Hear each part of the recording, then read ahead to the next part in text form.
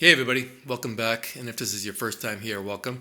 Today I'm going to talk about the benefits of using a mixer with your electronic kit. Let's get into it. So, a little bit of background. Many years ago, I started to use a mixer when I started to add more to my kit. Right now, I have two modules MIDI together, and I have my eDrum 3P and I have my Octapad set up over here. I have two different music sources that I use going into the mixer. Right now I'm using a Zoom Digital L12 mixer. I really like this one a lot. Going back before that, I owned a Yamaha mixer, which was a fabulous mixer. I loved that. I've used a sub mixer when I wanted to use effects. So sort of kind of been there, done that. The other thing is from a connectivity perspective, I use headphones and I swear by headphones. Yeah, I've been down the road of using, maybe at some point, maybe I'll do a video about that, but I've used speakers all the way from a small wedge speaker all the way up to a full-blown PA. To me, headphones, I started with headphones and now I've been using headphones for the last couple of years. Headphones to me just sound the best. They just do. That's my opinion. If you use speakers, I totally get it. Again, myself, been there, done that. But my headphones go into my mixer. So I'm getting this pristine mix on the fly as I'm playing. Let's assume you have regular eKit, one module, music. So your options are you can use a mix input, and depending upon what type of module you have, most of the time they have an individual volume control on that. As your kit starts to expand, start to think about the options of a mixer. Let's say you add a multipad. Now immediately, if budget is a concern, I'll show you this. This is a little mixer that I bought on Amazon. I think it's like 25 bucks. It's a little 4-channel mixer. Even something this small is really inexpensive to get and really easy to use. Now, granted, there's nothing in it. It's literally volume. That's it. Let's say you go to something like Sweetwater and you'll see analog mixers and digital mixers. What I'm using today is a digital mixer. I'll talk about that in a second. But you can get a small analog mixer for pretty low money, under $100 easily. Do you want to record with it? An analog mixer that has a USB or using a digital mixer that also has a USB. So using either one of those that has a USB connector, you can connect all of your rig through the mixer directly into your laptop and do recording. Now, obviously, you can use your module as it is. If it's this type, obviously these are flagship modules. I can use a USB and I can get 32 channels of USB audio directly into my DAW. But when I want to do, for the sake of what I'm doing, I do that when I want to record stems and tracks. That's an elaborate setup. But if I'm doing something for Instagram, YouTube, etc., 99.9% of the time, I'm using this setup as is. And again, I'm using my two modules, and each one of those has a left-right output into two channels on my mixer. So my two modules only take up four different channels. Now, I can be elaborate if I want, and I can use individual outs. And again, depending upon your needs, you can get as simplistic as possible, or you can get as complex as possible.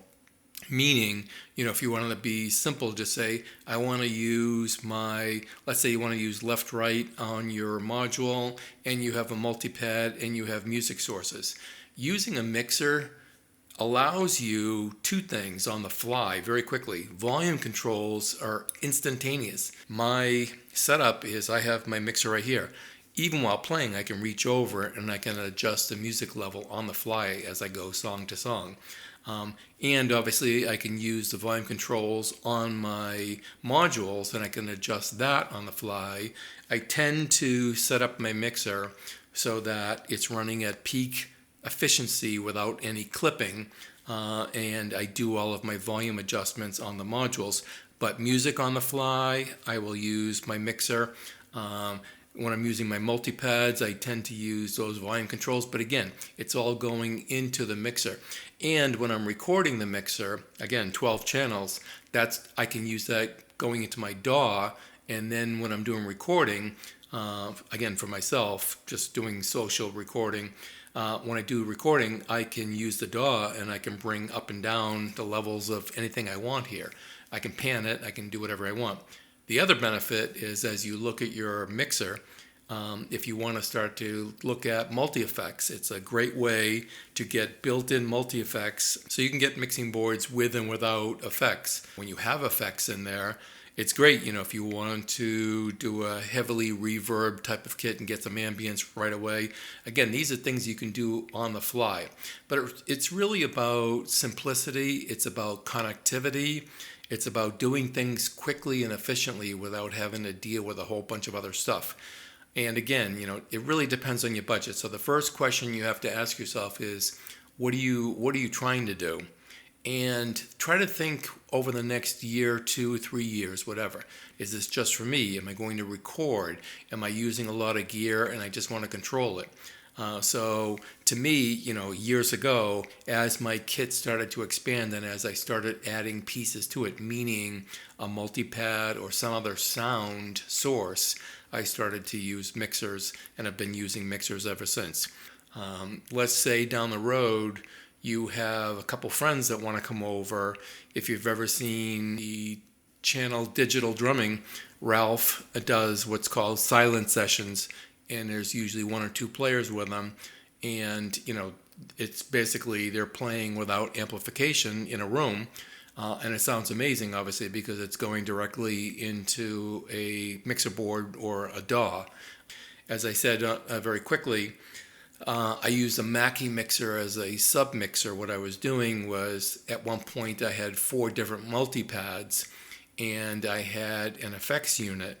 So, there are ways to use effect sends and, route it back into different channels, etc. Again, I'm all about simplicity. So I'm not an engineer. I want to be able to play and I want to be able to do what I want to do in my head very quickly. So what I did was I got a small Mackie 4-channel mixer and I put my multi-pads. I had 3 of my 4 multi-pads going into that. And then I ran that into, I had a Line 6 HX effects, which was an amazing effects unit. And then that, through those 3 things, through the Mackie, would then go into 2-channel stereo on my main mixer. And I could then blend all of that stuff along with the other stuff that wasn't going through HX effects. So it gave me all of these wild options on the fly. And I just love doing wacky, experimental type of things. It inspires me. I've said that many times before. Sounds inspire me. So having all of those different sounds inspires me. Now, when you're using VSTs, I currently am using my laptop I'm running my laptop through my V71 through USB. I'm not using an audio interface. I know that's a whole different topic. I actually covered that on a different video. So I'm getting my VST audio directly through my V71, which again goes into my mixer. Some other things to consider, even what I'm doing right now, this microphone is going into my mixer and the mixer is going directly audio out into my camera. So I'm not using a DAW. When I do voiceover type of videos, it's just a direct feed and then the camera is capturing it and that SD card goes into my PC, into my DAW, and that's it. Very simple. Now when I'm recording drums, that's a whole different thing. I'm recording again digitally into the mixer, putting it into a DAW and making final adjustments because when you post things online, there's a lot of compression that goes on, whether it's Instagram or YouTube. I don't use TikTok, but it's the same type of thing. So you want to make sure that you are controlling the balance of your sound and the way it sounds prior to launching something online. So the other benefit you have is, depending upon your budget, as you move up the line with mixers, you're going to get things like effects. You're going to be able to have sliders. I love having sliders so I can just literally reach over and grab things on a fly. But you've got built-in compressors, you've got panning, you're going to be able to control the EQ on them per channel. So, these are things for you to consider when you're buying it. Again, if you just need down and dirty, I get it. Been there, done that.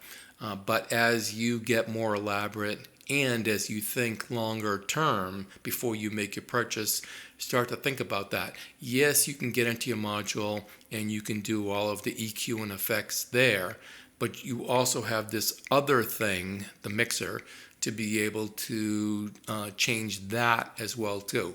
For me, on my drum modules, I tend to leave everything fairly flat in the mixer, and I do all of my sound editing, if you will, in the module before it gets to the mixer. Last thing is, if you ever get to the point of using hybrid, again, you start to think longer term.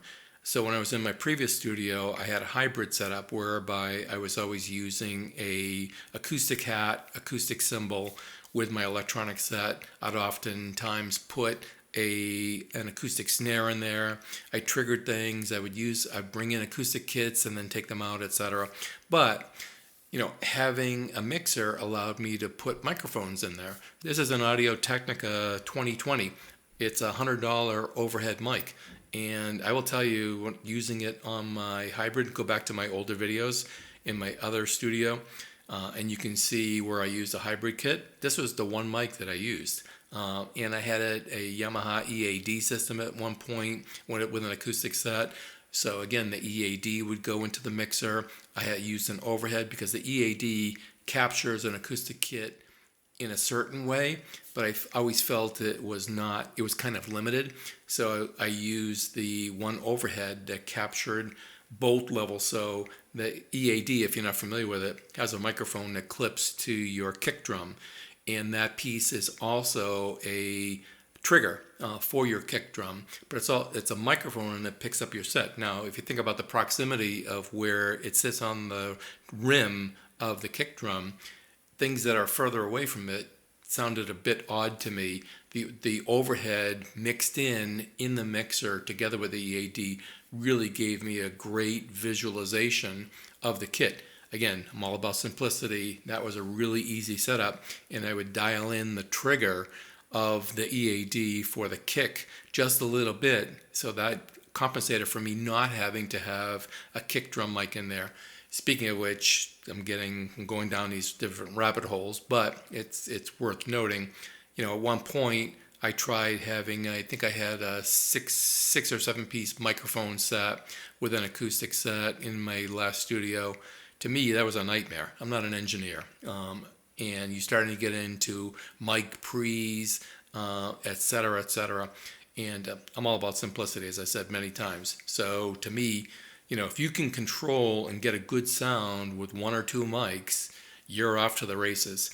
So kind of a simple subject that can become very complicated very quickly. You can go anywhere, as I said, from a little guy like this, or all the way up to elaborate, mixers that cost thousands of dollars. It's whatever works for you. So can't say it enough, mixer is a great option for you to consider. I hope this video helps you in your eDrumming journey, and have a great day. Thanks for watching.